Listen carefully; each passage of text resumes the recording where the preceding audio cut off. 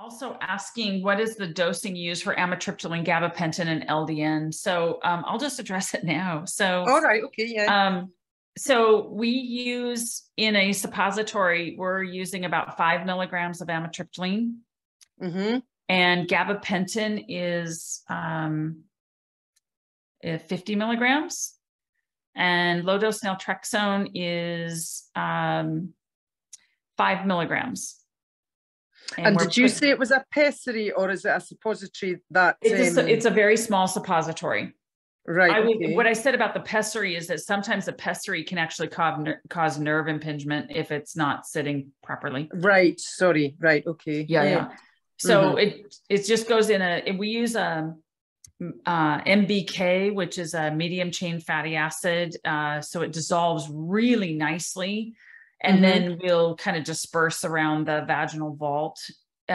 It's not so big that it leaks out and causes, you don't feel gross, and it doesn't make a huge mess. Let's put it that way. But it needs to be in enough.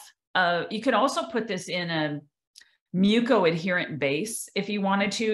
It doesn't have to be a suppository, right? It could be a muco-adherent cream base. So we use either Alage or Mucilox with Versabase, and that works really well too. And the reason we use a muco-adherent base is because then we can use less medication, because then it sticks to where it needs to go and it just stays there, and you just don't have to use as much. And we just use it once at bedtime. Works. Works. And everybody's going to respond a little bit differently, but great stuff. I mean, you could even throw baclofen, maybe 10 milligrams of baclofen in there if you wanted to, if you think that there's some other muscle spasm issues.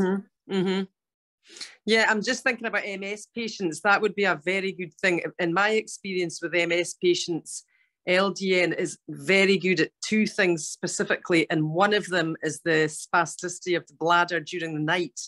So I'm thinking baclofen and LDN probably would be quite a good mixture to try that. Right. Unfortunately, we don't have such a thing as compounding pharmacists over here. So when you get a prescription from that, is that a specific prescription that a prescriber will have sent you, or do you advise them on that? Both. So usually what happens is I'll have a provider call or text or whatever, and they'll just say, okay, I've got this patient. Here's their laundry list of issues. What do you recommend?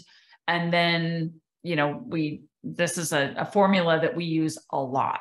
Right. And I will say, I think the average age is usually a woman between 65 and 80.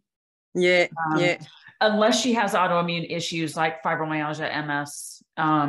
Then a lot of times she's even 30. But that's quite common. And we, as pharmacists, we can advise, we can suggest medications to be used in specific issues or disease states. So that's not a problem. I wish we could write, we can't write for them. So that'll probably come, I'm sure. If you have the problem that we have of less doctors, more pharmacists, you hope that'll come eventually. Good to know. Otherwise, I might just be moving across the pond. You never know. I'll come visit. I'm just thinking about, sorry to prolong this conversation, but the interstitial UTIs, what would you recommend for that? Would you ever use a pessary with LDN for that? No. I have seen small suppositories or a muco-adherent base, cream base of LDN for IC. Absolutely. But then you've also, IC, then I also need to check progesterone levels and estrogen levels as well too, because you have to be careful of where their hormone balance is. And, I'm not ever going to forget anything about the gut. I mean, we just sound like broken records at the pharmacy. We always talk about gut because it's just an extension of what's going on in the gastrointestinal tract.